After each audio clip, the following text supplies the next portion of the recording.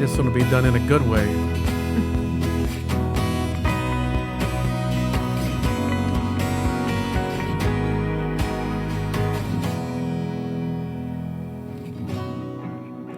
All right, guess what? It's time for another edition of the Cheyenne and Arapaho Productions radio podcast, actually radio, TV, and all kind of everything podcast. I'm your host, Darren Brown here. I'm your senior content producer at Cheyenne and Arapaho Productions, and today I'm joined by some of the really cool, great staff we got working in the hall from us here at the Department of Education. Got the ladies from the Academic Excellence and Enrichment Program. We are minus one staff member today, but I want to start with you, Maria. Please introduce yourself and give us your title, and then we'll go around the table and introduce yourselves. My name is Maria Thorpe, and I'm the director of the Academic Excellence and Enrichment Program. And I'm Mary Davenport. I'm the school's social worker. And I'm Holly Sucre. I'm the senior student advisor. All right, and so the AEE, I'm just going to shorten it like that. Yeah. It's a fairly young program here in the department, Mm-hmm. and here in the Department of Education, we've got 18, 19 programs. A lot of stuff going on here. Mm-hmm. So I know this one's only like a year or so old, and would you, Maria, again, kind of give me an overview for those people listening and watching, kind of what it does and the program is, what it's for. Okay, so previously we had a grant called the Native Youth Community Project, and Carrie and Megan actually set AE up because they knew this grant was going to end. And When you mentioned Carrie and Megan, you're talking about our executive director. Oh, yes. I mean, just people, we know. Higher-ups, yes. Yeah. So they knew this grant was going to end, and we just had a lot of success with it, and so they wanted to have another program that we can just go into and use gaming funds now and not have to, utilize grants anymore. And also be able to service more schools. Oh, thank you. Yeah, I'm glad you brought that, because so this is really an extension, sort of what we were doing with NYCP. Mm-hmm. But as I recall, that was like two or three schools, and this includes more, right? Yeah, NYCP was just for Clinton Public Schools only. And now we have 10 altogether. Okay, 10. Yeah. Well, Mary, does that mean that you're driving all over the place like everybody else? Yes, it does. Well, where do you go? I mean, I don't understand. I know I see you guys come in and leave, and then I don't see you till the end of the day. So I don't know. Are you going to the same schools every day? How does that work? We're actually getting into the schools just now, meeting with the superintendents, reintroducing this program because they've had it for a couple years, but it's hard for them to get it off the ground. So they've just had Tiffany and Devontae, they've been here the last couple years, but it's just the turnover with AEE. We haven't been able to stay in the schools. So now we have to reintroduce the program and reintroduce ourselves to the schools. I'm sorry.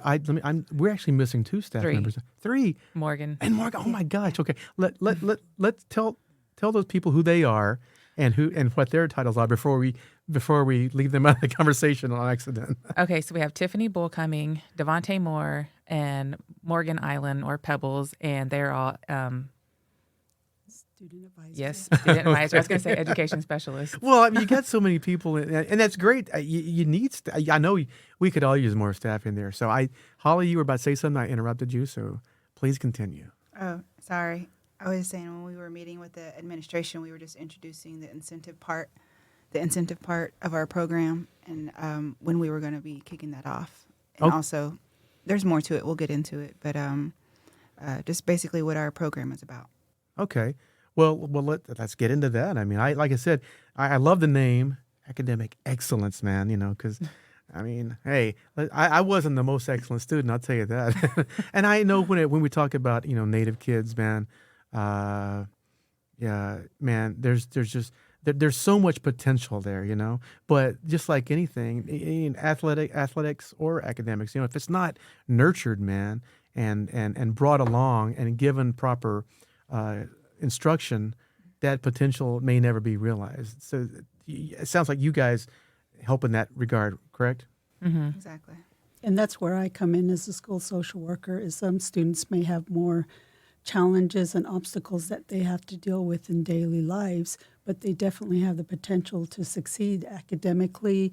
They may have dreams and goals and of careers and how they want their life to be, but it's just getting through maybe that school year or a rough situation. So I just kind of help them with mental health capacities and give them the tools that could help them overcome those. And I also reach out to the families and provide them the support that they need so they can achieve and they can become part of that incentive group and they can exceed the way we know they can. Okay, now we're getting to the meat of this thing because I really don't know. Like I said, so many services are provided here in this department, from school clothing to JOM and all kind of stuff like that. I don't really know that much about your program. So, what are you able to provide? I mean, it sounds like counseling and Mentorship. Okay, let's get into that. So we cut it down to 5th and 6th grade only because with Clinton we were working 3rd through 8th grade, but we also had 4 staff in that school. So now that we're split up through all these communities, we just narrowed it down to 5th and 6th grade to begin with because it's a new program and we would just all want to make sure we're on the same page as first and 2nd year, and then we'll just keep adding on. But it's just an incentive program. We look at their attendance, their grades, and parent involvement, and they'll get they're called Buffalo Bucks, and they will get those. I like it. Yeah, as an incentive, and just so this is right here. So if they get if their parent turns in the first form that we have, they automatically get 50 points. So we have a bunch of incentives in my office and Pebble's office, and we'll just start labeling those almost like a Chuck E. Cheese or Dave and Buster's type of store. And they can, add up all their points and get something big at the end, or they can just go to the store like maybe once every quarter and just use their bucks. It's like I remember, like Chuck E. Cheese. You can take your 100 points and go get the little stink prize, or yeah, or you can save and try to get when you get 4,000 or 5,000 and then get something cool. Yeah. All right. So mentorship. Tell me more about that. That sounds. Obviously, it is very important. It just sounds very important, man. Tell me about that. It's a very important job. We're basically aunties in the school. Like you said, Nice. there's certain circumstances that a lot of these students face on the daily. And, they don't always know how to get through it. And so that's why it's important that we have Miss Mary, our social worker, to help them through those certain circumstances, but also too, just to provide that guidance that they need. Like you had mentioned, you weren't the best student. I wasn't the best student. I think we all could have done better in school had we had somebody to help us along. And especially somebody in the school that we can communicate with, somebody that understands things that we go through as Indigenous people. Somebody who looks like us, and just somebody to identify with, basically, with culture and values. And that's something that I always try to incorporate in my teachings with students is cultural values and morals. Are you able to work with them like during class, or is it like it be school, before school, after school type thing, or how does that work? Both. Both, yeah. It depends on schedules. I'm thankful that we are able to go into the schools and see the students in the school settings, but we have to go by their schedule. We can't just pull them out of class whenever, but we go by a certain schedule. And I'm guessing it's different for every school. Yes, every school that makes is it really easy. Every student is different. It's super hard, so it's definitely going to be a challenge, but something that we're ready for. You guys mentioned, working with people in the schools. The easy assumption would be like, well, surely doesn't every school have an Indian counselor, an Indigenous Native American counselor?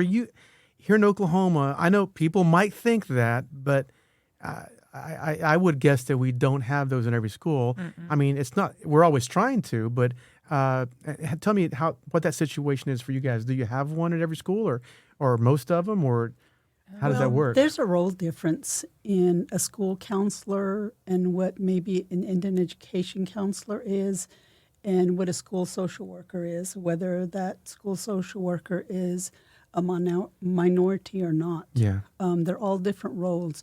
A lot of time the counselors, because the way the school system is set up, are drawn more toward taking care of academic issues like testing or school scheduling or things of that sort. And some of them are able to help with some of the issues that come up and even with the behavioral, but a lot of them are not.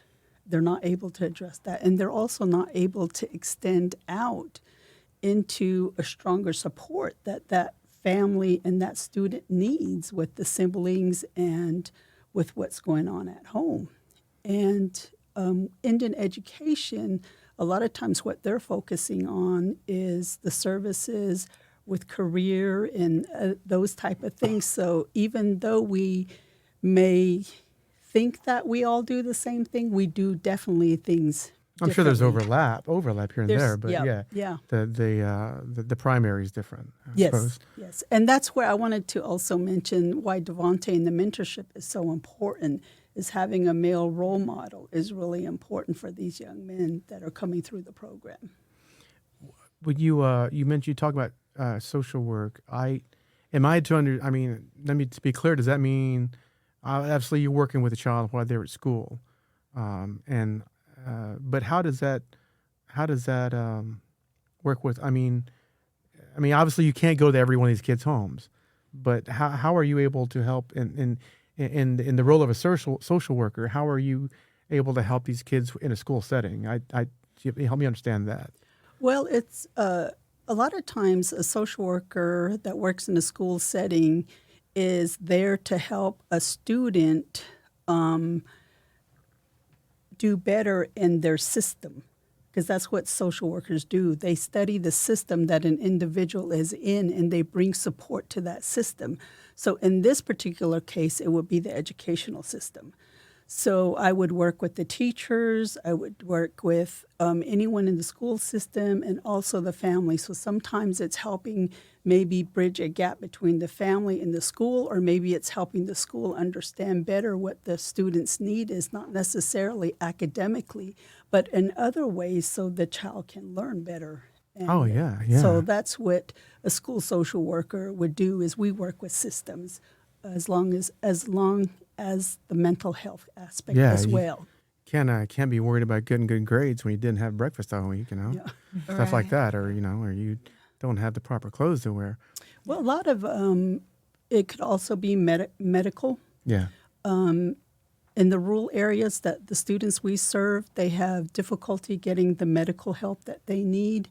If you have a student that is literally 70, 80 miles away and they need their services at OU, then you're already looking at a student that's missing a lot. That's missing a lot of days. Yeah. And getting the school to maybe understand that a little bit better. Yeah. So if you look at it in that capacity, or if you have a student that may be dealing with some traditional issues. I don't know how else to put it. Because we have students that come from different tribes. They're not just Cheyenne and Arapaho. They may be a mixture of backgrounds. So they're trying to respect all their heritage. So they may have to go to a ceremony here and then another ceremony over here to be a part of these families and to provide support. And the school doesn't always understand that either.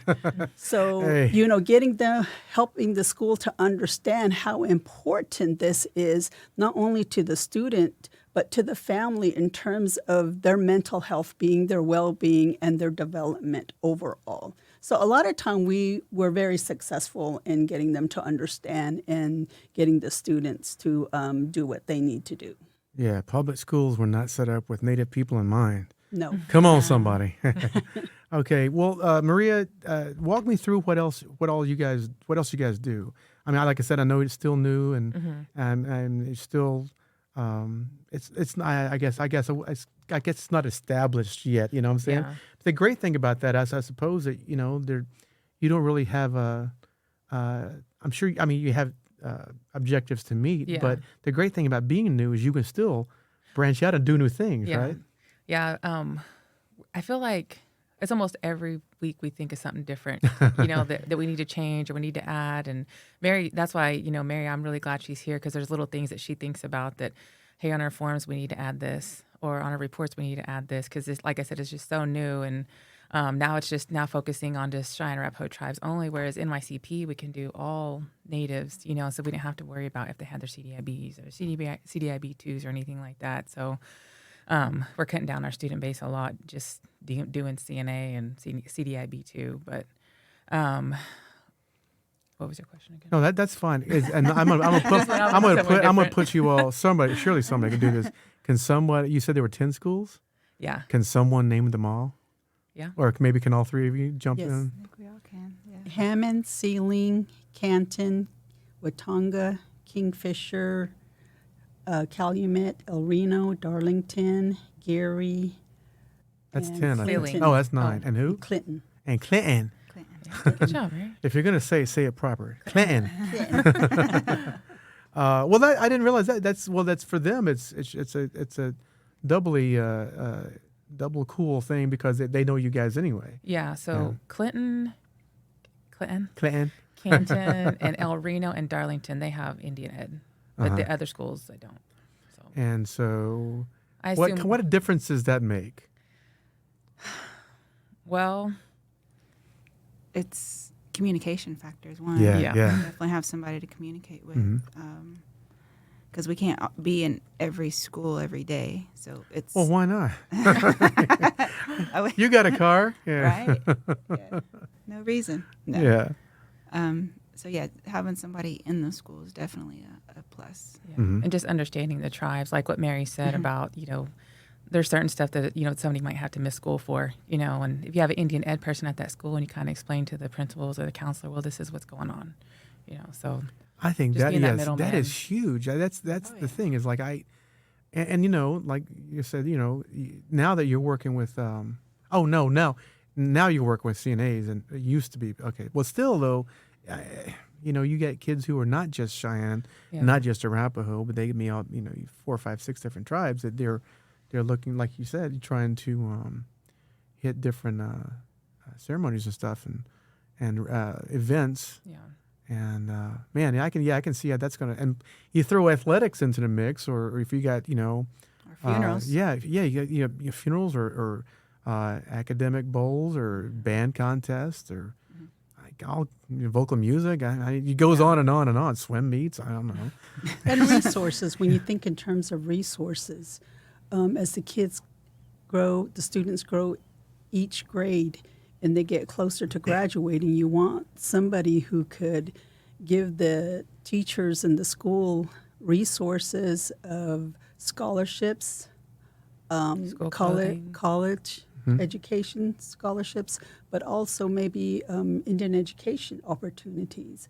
And most schools, public schools, aren't going to know what that is. That's so true. I mean, I've run into that myself back when my kids were in high school. You don't know what you don't know, and if you don't have a well-established, Native American counselor, then you got a counselor who were maybe thrown into that position, or maybe they've never worked with Native kids. They just don't know. And so when you brought that up, I meant to ask a minute ago. Is you said 5th and 6th grades, right? Mm-hmm.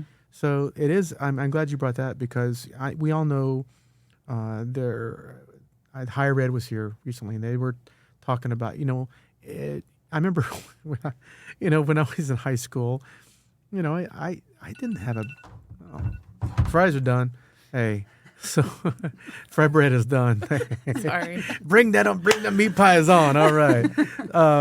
I know that I remember from my senior year, kids were going, "Hey, I'm going to OSU. I'm going to OU next. Where's that guy? That kid's going to OSU. Darren, where you going?" I'm like, I don't know. I didn't have a plan. And the thing is, there was all this stuff that my parents, I was the first one in my family to go to college, and my parents didn't. Certainly, their parents didn't. So I just thought they didn't know. And it's weird. For the longest time, I was resenting them for that, and I'm like, well, they didn't know, And so, but what I was to carry on with that, the thing is, universities and colleges, they start looking at your grades in 9th grade. Really, and so you need to prepare for that by 8th grade, Right. And I know our buddy Tashina, they're working around 8th grade or something like that, And now here we are talking about fifth and sixth. And the thing is, I guess to some people that may sound like, man, fifth and sixth graders, they don't even know what's going on yet. They don't even need to think about, they don't need to think about middle school or much less high school. Good Lord, don't bother these kids with college or anything. But I'm like, hey, I think it is important to, you reap what you sow. Come on. Right. If you don't plant the proper seeds, man, you ain't going to get the proper crop. And if you don't nurture these kids from the beginning, or you could even say that 10 years old is kind of late in the game, if they've had to deal with a lot of stuff, like you're saying. Man, after working here for a few years, I told somebody, I said, man, when you talk to some of these kids, you got to really be careful what you say, because, you always got to be positive, because that could be the only positive thing they've been told all week. Mm-hmm. And that's just really heavy when that hits. But, the way you guys are talking, I mean, is that, are we on the right track here? Yeah, I mean, is that what, I feel grade that is for you crucial. guys. It's definitely crucial times. They're at a stage in their life where they could be geared, this way or that way. Easily swayed. Yeah. So that usually happens around those middle school years,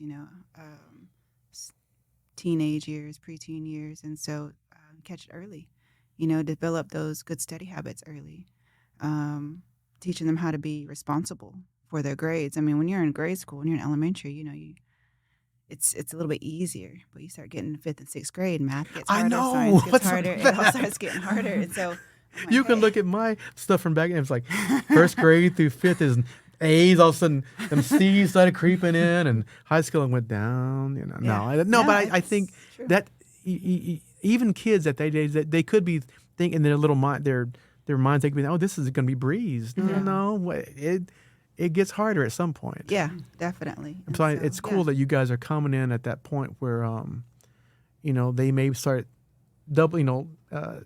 thinking things over more. Yeah, because I've worked with high school students, and it's a little different.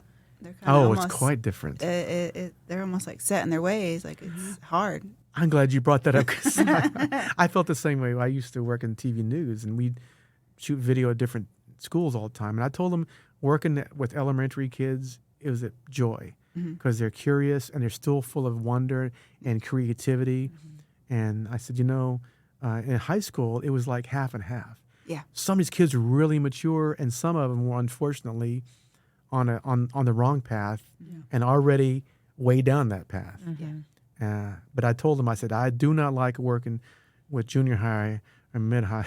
Yeah. Because, man, they got stuff going on in their bodies. Hair's growing out there. They don't know what's going on. And they're almost too cool for you. Yeah, exactly. They know more than you do. That is exactly how it was. So you guys are catching these kids, hopefully, right before they hit that stage. So maybe you can, drop some knowledge, some sense into their heads before they get that far. At the very beginning of our program, we all met the whole staff, and we were trying to think, okay, what age? Because it was up to us what age we wanted to work with, how many students we thought we can serve. And then we were just picking out, because at first, like I said, Clinton, we work with 3rd through 8th grade. And so we try to... That's a large so 3rd and 4th, we there. just kind of rolled out. And 5th and 6th, we were like, okay, let's try to catch him before middle school. So we can, even just like the transition, I know at that point, like probably a couple years ago, Mary was, I know I'm bragging on Mary a lot, but she does a lot for us. She was talking about that transition from elementary to middle school, and how can we help them and things like that. Yeah, we don't think about that one. We always talk about the transition from junior high to high school and high school to college. We don't think about one of the very first ones, Yeah, elementary to middle school. And the fact that, since we're talking about it, I know that we in places like Darlington, and we were talking about this, I was talking with somebody else that just the other day that, Darlington has such a high native student, what's the word? Population. Thank you. It's probably the 90s there. I don't know. It's probably at least 70. I don't know. But you go to El Reno, it's probably drops to what, 20 maybe? I don't know. I'm not sure. It's still I'm sure it's still a fairly high number, but it's not even the same. And I've seen it. Kids that you see them in their 8th grade, and they're just like on fire. They're thriving. And you see them. Talk to me a year later, they're just they're struggling a little bit. Yeah. And I was like, man, I hope. I mean, I don't usually know them, but I was like, man, I hope someone, someone gets in there and gives them a good word, puts them, helps them, keeps them on the right path. Yeah. But this is another transition I had not thought of, going from elementary into working towards middle school. And so we're talking like what 10 to 11-year-olds here, maybe Yes. Yeah. between 10 and Yes. 12. Yeah. Do you guys have experience working with that group, or why did you? I mean, you just said why you chose that group, but I'm like, did you really know what you were getting into? Yeah. 'Cause we, well, these two have worked at, like I said, Clinton, Washington, 5th and 6th grade, and Holly's been working with them for a few years now. So they're not as wild as the 3rd and 4th grade. They're kind of a little bit cooling off, and then, like she said, they're more receptive to what you're going to say. Holly does a lot of great work with them as far as like accountability and teaching them just like words to improve even their vocabulary, things like that, teaching them how to talk to your teachers, talk to your principal, talk to your counselor, things like that. Things they need to get comfortable with before they go into middle school. So when we're basically halfway through this school year, how did I'm trying to. So I know you guys are around last year, but like I said, you kind of went over a little bit of a facelift and a little different. The program changed a little bit. I know that much. Yeah. So what did you guys start? What did you brainstorm to start this particular school year with? Well, I think we looked at the data that we had from the NYCP program. We collected it and seen what were the highest needs of services. What were those? Do you know? It's different for me than it would be for Holly. For me, it definitely was some mental health and behavioral health. But granted, that's what the students get referred to me for. And I receive referrals directly from parents themselves. Will say, hey, I think my child needs to talk to somebody, and they won't talk to anybody at the school. Or I may get a referral from a teacher saying they're having a hard time sitting in class. The teacher's tried talking to them, and they're still not listening. Or they're welcome to come in themselves and say, hey, I need to talk to somebody. Miss Holly was there. The one thing I really liked about being at the school is we were there almost every day, so the kids got an opportunity to come into the classroom and get to know us at their own pace. So they would share what they were comfortable with and more and more and more. So we could definitely establish stronger relationships with them. So. What else you got now? We got dessert happening now. What goes good with those meat pies? Well, Holly, for you, how does this first semester, I guess, gone? Well, it's going good. You asked what are some of the things that we have to address. Definitely truancy, of course. Also helping the students maintain their grades. Like I said, the year usually starts out good. It starts going down. Kids start getting in trouble. I get really upset if I go into a school and find out one of our students is an ISD. Which is? In school. Detention, okay. Yeah, or ISS. And those are the things that I am now comfortable, talking to the students about. But you have to establish a trust with these students, and again, that goes along with us being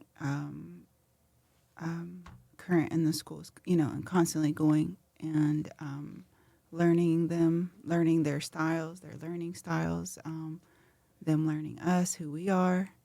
But also them knowing that we're here to service you. We're here for you. So let us help you. So once they realize that, once they know that, and they continuously see us in the schools, then that's when they start opening up. Now, whether or not they listen to us, that again, it's you won't know for years probably. We're all moms here, so yeah. we know what it's like. It's just like getting onto your own child at some time, So. Oh yeah, my kids were well, I don't know if they're even still there yet. I mean, my kids are 22 and 25. I was like literally in my 30s before I realized, yeah, my mom and dad, they kind of did know what they were talking about. I thought I knew everything at 18, but when I turned 21, I said, I do know everything. But now I realize I don't know squat. So You know anything. as long as I know learn a little something every day, little something, I'm good. And then too, that's something that I stress upon with the students, that you're all continuously learning. Nobody knows it all. Absolutely. Yeah. And so as long as they understand that, then they're like, okay, well, yeah, I can learn something every day. Murray, I know you're the director, so you probably don't get to go out. Like, Oh, she will be. I will be. Oh, Yeah. well, tell me about that. So when we were starting AEE, Carrie, my boss, she was saying that, she sees a really big need in all these communities. Of course, the staff that we had at Clinton, they just can't scatter everywhere, So I'll be including in that Pebbles, Morgan. She actually is adding schools too. So she's been our assistant for the last 3 years, I think. And so now that there's a need in the community, we needed to have like all of our staff out in the community. Everybody including feet on the myself. ground. all Yes. hands on deck. Yeah. So I'll have Kingfisher and Darlington. So those will Okay. be my schools. And Morgan's going to cover Canton and Calumet. So You gave her the car with a good gas mileage, right? Throwing her out there. yeah, we're doing her out there. But Holly's going to help her because this is the first time Morgan's going to be in the schools and she's kind of nervous about it. So we're going to have She Holly is helping nervous. her. And when it comes to doing work like this, when it comes to serving students, you don't understand the importance of it until you actually get in there. Yeah. And it's definitely not something that I thought, growing up, I'm going to work in the schools. I'm going to work with little indigenous babies every day. I never thought that. But then once I started going to the schools with the STEP program a long time ago, I used to go to Canton. And again, it's almost like, you find your calling, kind of like. Yeah. You understand like, oh, this is what I'm here to do. This is what, this is meaningful work. I'm so glad you brought that up because I can tell each one of you ladies feel that way, right? Mm-hmm. Yeah, very passionate course. about our little indigenous babies. Yeah, I mean, just doing what I'm doing. I mean, I'm old enough. I'm like, well, I'm only good at a couple things. I mean, so this is one of them. So I don't really want to do anything else. And I like I said, working in TV news for all those years, it was cool. But you do a story, then it's gone. It airs, it's gone. Here, I feel like I'm doing on some kind of mission. I mean, I constantly tell these guys, and I feel like until we get some Cheyenne and Arapaho kids graduating from college with degrees in media studies, I feel like I haven't done my job. Now, that's not really the way to look at it because those kids may be in fourth grade right now. Who knows? Well, you never know, though. Yeah. I mean, you're creating the Darren Brown legacy here. I mean, Who's they're that guy? going to be able to No. look back at all the stuff that you've done, all the work you've done. But as far as a calling, it's like isn't it? Doesn't it grab you right there when you realize, you know what? I think I know how to do this, Yeah. and I think I know how to sell it right, and I think I could. I think, and when you realize I'm pretty good at this, Yeah. it's I guess Maria, you figured that out a while back, I guess, because it sounds like you've been at it for a while. What do you? Am I right? Yes. I'm not trying to call you out as being old like me. I'm just saying, I mean, there's a reason. It's like, what are you trying to say, Darren? Well, when you're in the wrong job, you realize No, it. yeah, for sure. And once you figure out, oh, this is the right job, then you don't want to leave for a while, right? Yeah, I when I first went to college and I was working on my 4-year degree in social work, I went to Southern California, and that's where I went to school, and that's where I was first introduced to school social work, and I fell in love with it. But when I went back to the reservation and other places, they still hadn't caught on to the ideal of school social work. So I worked in different programs, employment and training, Head Start, social services, child welfare, anything along the line with children and families, juvenile justice, a lot of different backgrounds, mental health research, anything that kept me in contact with individuals, families, mental health along that line. And when I moved to Oklahoma, that was one of the first things, again, I looked for was school social work. And that was actually back in 1999 when I moved here with my family. And I looked around, and most of the schools said that I had gone to said, we don't have school social workers. We really don't need them. I'm like, really? That you know of. Yeah. So I just kept waiting it out, kept working in Indian communities because that's, like you said, it's been my calling. I love working with Indian people. I always have. And they may not be the same tribe as me, but they're still my people. Yeah. And when this opportunity, I had a major life event change in my life, and I had to change careers. And this job opportunity came open, and I was like, finally, finally, after all these years, and I applied, and they hired me, and I was so happy. I was so excited.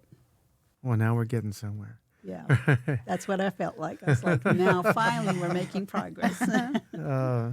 I was just reading here on this sheet about the services, and it talks about monitoring students' progression. Mm-hmm. And I forgot, we got to mention, this is, I mean, when you're talking about a federally funded, well, you're not federally funded, you're government funded. But we still. But you got to have data, If we want or is it money. data? I don't know. There's numbers involved, Yeah. and that's maybe the not fun part of this, but Yeah. how do you?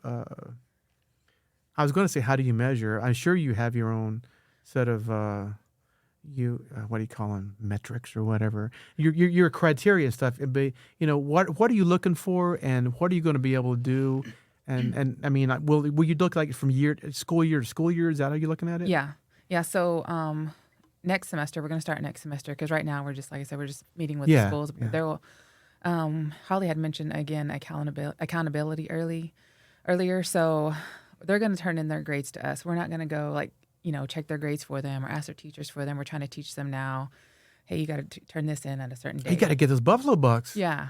So so we'll be measuring their attendance, their GPA, and like I said, they'll get bucks for that, and they'll have to turn it into us. We are not going to go searching out for the students' stuff. So, and then you can't start that because you'll be tracking stuff down all day. Exactly. And I want to point something out about that is the NYCP program was a federally funded program. And most federal grants look at high risk.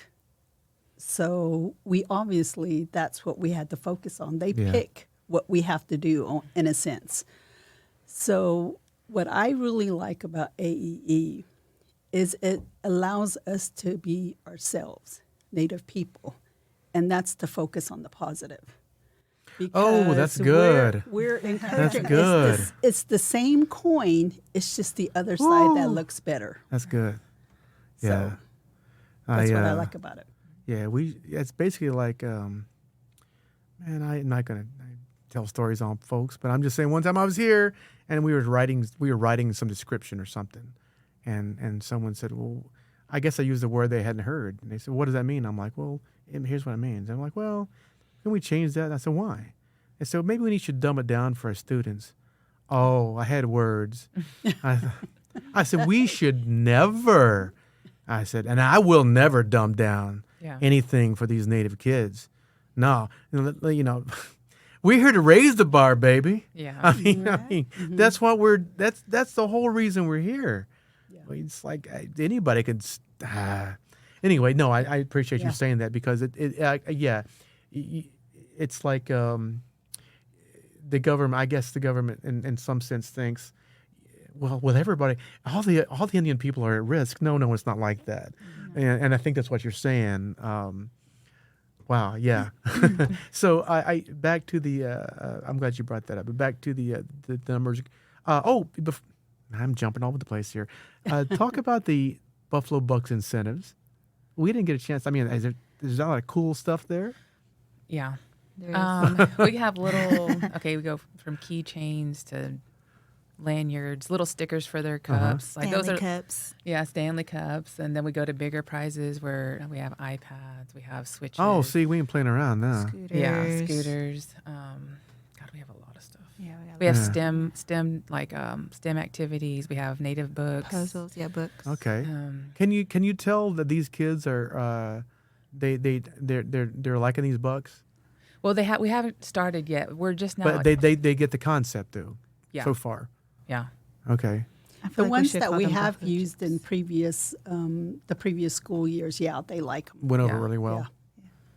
Yeah, at our employee meal the other day, a parent came up and she was just like, "Oh, I know Holly went to go see our students today." She was like, "My daughter was like, you better go get my first points, sign them up." So they're excited. I was gonna say real quick, I know it says 5th and 6th grade CNA and CDIB 2 only, but also when we go to these schools, we let them know if there is a Native kid that is not CNA or have a CDIB 2 that might need additional help or any kind of mentoring. We're not going to sit there and turn to people down. It's just for the incentive purpose that I got you, it's just yeah. the 5th and 6th grade. Well, that's so- good to know because that's I'm sure that it's more than one instance of that. Yeah. You know, you don't want to be what's the word, exclusionary. Yeah. No, you never want to exclude the babies. I mean, it's not their fault. They're, numerous Yeah. tribes, but That's it. they might be Cheyenne and Arapaho, but maybe they're not enrolled. Cheyenne That's and true. Yeah. That's Yeah. true. We're gonna have to lower that blood quota down there. This much right here. Because I mean, all of us sitting at this table aren't CNA. Come on, right? No. I am. Well, I'm not. But I mean, what I mean is, it's a huge community, Yeah. and a lot of people say, "Well, I am Cheyenne, but my daddy." My daddy was, from Lakota. And you go on, and there's people. Yeah. I know people. They'll introduce all 18 tribes they are. So. But we also want to make sure that, like, if they come to Holly or Mary or myself now, that we can find the resources for them if they need it. Yeah, So beautiful. Yeah, it's like I know, like kind of like JOM. I know, man, they will help kids. Yeah. That's what we're trying to say. We just want to. We obviously it's like I guess you can call it a Cheyenne and Arapaho based, but Yeah. Native student focused. Maybe I don't know. yeah. That's a good way to put it. We just want to help Native kids and starting with ours. But hey, we're not gonna be like those mean aunties. You mentioned that. Give me a little bit more on that. Yeah, because I can see. I don't see you as a mother necessarily. I mean, You said mom, but but you said auntie, and I'm like, I think auntie like is someone older, but. yeah. But that word that gets thrown around, that it It gets a negative does. connotation. It shouldn't. It does, and it shouldn't. You're absolutely right. Because But what I you- feel like there's a certain responsibility. You're talking that about comes nurturing. with being an auntie. Yeah, for sure, nurturing, guidance. Yeah. That's all part of the mentorship. We're not just going around like you say. You just don't throw that word around like that. I don't. Yeah, Anyway. it does. It gets thrown around, and it's all in fun. I understand it, but Everybody wants to be auntie now. We used to kind of throw it out at our drive-throughs. We'd be like, NYCP aunties are coming through. yeah. But we really were. I mean, in the schools, that's some of the students would call me Aunt Holly, and I didn't mind that at all. I would Yeah. tell them, you can call me Aunt Holly if you want to, but just remember, it comes with a certain level of respect. as that's well, very too. true. People hear something when I hear it. Some places sometimes call me. They say Mr. Brown. I'm like, I think my dad is here somewhere. My dad is a Mister. I'm not. No, that you, old. Mr. Brown. Yeah. No. Well, you guys, this has been very informative because I didn't know, truthfully, a whole lot. I knew the program was fairly new, Yeah. but before I don't want to cut anything off here. I know you brought some notes here. Oh, I haven't looked at them yet. So. Well, what I'm asking, I mean, what about this program that did we not talk about that we need to know, that people need to know? Varsity tutors. Oh yeah. So that was one of the needs too, was What's that? tutoring. Okay. Tutoring. Yeah. There was just a high need everywhere, and so what we did is we purchased something called Varsity Tutors, and it's for K through 12. Any CDIB 2 can get it, and so how it works is it's 24/7 tutoring if they need it. So say they go to it's a Holly school, they'd have to go through her first, and she'd get her set up with varsity tutors, or they have if they need like real intense tutoring, they have what is it called? Maybe like 6-week programs, 4-week programs where Holly can set the student up on. They can use their phones, they can use their tablets, anything, and they can set them up for like, okay, 1:00 every Tuesday. You're going to be set up with varsity tutors, and they're going to go over. Man, that is a whole reason tutoring and the lack of it was a whole reason I even got involved when my daughter was in 8th grade. When I got involved with Indian education, and I went to a meeting. They're like, "Hey, you want to become a member?" I'm like, "I've just come in here to see if I can get some tutoring." And it turns out, in all those years, I never got any tutoring. But they started working on it. I mean, after my kids were, older and stuff. Yeah. But So especially after COVID is when we've seen a lot of it. Yeah. So and so it's it's an online thing, right? yeah. Online, And, you can do one-on-one tutoring sessions with, a tutor. Well, that's certified. that in itself is, because I'm sure there's a lot of kids. I could have used Oh, a we good all amount of could have. tutoring I back could have then. too. Yeah, for sure. But there was no such thing as online back then when I was that age. What else? Like I said, what do people need to know? Oh, you mentioned CDIB. It says here. Tell me about is this eligible? Is that right? Yeah. So I know that there are CDIB 1s and CDIB 2s. Yeah. Who is eligible for your services? Let's just put it out there, make sure we have this straight. Just for the 5th and 6th grade incentive program, it's 5th and 6th grade CDIB and CDIB 2. Cheyenne and Arapaho kids. Yes. Including for the incentive program. Yeah, for the incentive program. However, if there's a student that needs help or mentorship, we're not going to turn anybody down. Okay, It's just okay. what we're tracking, like the attendance. yes, thank you. The attendance, the grades, and the parent involvement is just for the 5th and 6th grade. The Buffalo Bucks. The Buffalo Yeah. Bucks, yeah. Now, are you? You mentioned social work and everything you're doing. Do you have? And I just don't know. Do you have a lot of contact, a little contact with parents, or is that really? Is that not your focus, or how does that work? Yeah, the parent involvement is huge. We've actually started trying to do our come and go lunches at the new communities, and we haven't had a lot of success. And we just started them this week, but at least we're showing that we're there, and we're reaching out and just letting them know that, hey, we're going to be at this place at this time. We'll bring you food. Just come meet us, things like that. But I know as soon as we get to know these communities and the students, it's going to get better. Just like Clinton, I would keep referring back to Clinton, but it started out slow at Clinton too, and by the end we were having hundreds of people come. So anything new, in the beginning, and they don't know about us, they're not going to show. But as long as we stay consistent and stay in the communities, I know it'll get better. All right, Holly. Anything else you have? No, I did. Well, also, I want to mention that, how Miss Mary had said that when she came here, schools didn't feel like a school social worker was needed. Well, here we are post-COVID. We have all these children going through all these behavioral health issues, a lot of things that need to be addressed. And I feel like more Miss Marys are needed in every school. Yeah, as far as, my kids go, my daughter, she's went straight into the workforce. After she graduated high school, she didn't go to college. But my son, he's 25, and he sat out like a year, and maybe he sat out almost 2 years during COVID, because he gave it a shot. And he said, "I'm not going to do this. I can't do all this online stuff." And I understand all that. So he's almost finished.